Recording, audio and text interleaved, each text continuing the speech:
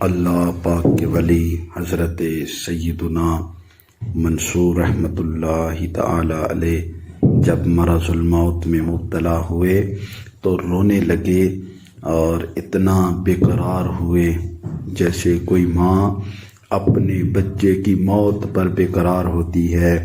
لوگوں نے پوچھا، حضرت آپ کیوں رو رہے ہیں جبکہ آپ نے تو بڑی پاکیزہ اور پرہیزگاری کی زندگی بسر کی ہے، 80 سال اپنے رب کریم کی عبادت کی ہے۔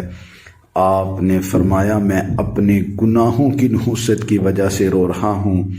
پھر کچھ دیر بعد اپنے بیٹے سے فرمانے لگے، میرے بیٹے میرا چہرہ قبلہ کی طرف پھیر دو، اور جب میری پیشانی سے قطرے نمودار ہونے لگیں اور میری آنکھوں سے آنسو بہہ نکلے تو میری مدد کرنا اور کلمہ طیبہ پڑھنا، شاید مجھے کچھ افاقہ ہو جائے، اور میرے مرنے کے بعد جب مجھے دفن کرو اور میری قبر پر مٹی ڈال چکو تو وہاں سے آنے میں جلدی نہ کرنا، بلکہ میری قبر کے سرہانے کھڑے ہو کر کلمہ طیبہ لا الہ الا اللہ محمد الرسول اللہ کا ورد کرنا، کہ اس سے مجھے منکر نکیر کے سوالات کے جوابات دینے میں آسانی ہو سکتی ہے۔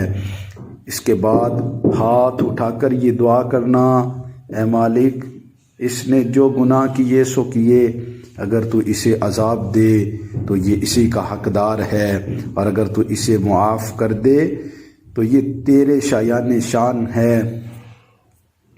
پھر مجھے الوداع کہتے ہوئے واپس پلٹ آنا۔ آپ کے انتقال کے بعد بیٹے نے آپ کی وصیتوں پر عمل کیا۔ پھر اس نے دوسری رات خواب میں آپ کو دیکھا تو پوچھا، ابا جان کیا حال ہے؟ آپ نے فرمایا، بیٹے معاملہ تو اتنا سخت اور مشکل تھا کہ تو تصور بھی نہیں کر سکتا۔ جب میں اپنے رب کریم کی بارگاہ میں حاضر ہوا تو اللہ نے فرمایا، میرے بندے بتاؤ میرے لیے کیا لائے ہو؟ میں نے عرض کی، میں 60 حج لے کر آیا ہوں۔ جواب ملا، مجھے ان میں سے ایک بھی حج قبول نہیں۔ یہ سن کر مجھ پر لرزہ طاری ہو گیا۔ اللہ پاک نے پھر پوچھا، بتا میرے لیے کیا لائے ہو؟ میں نے عرض کی، 1000 درہم صدقہ و خیرات۔ جواب ملا، مجھے ان میں سے ایک بھی قبول نہیں۔ میں نے عرض کی، یا الہی پھر تو میں ہلاک ہو گیا اور اب میرے لیے تباہی و بربادی ہے۔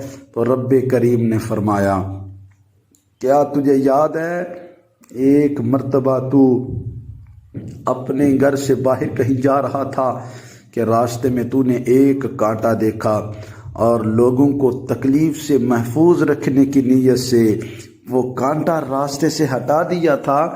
میں نے تیرا وہی عمل قبول کیا اور اسی وجہ سے تیری بخشش فرما دی ہے۔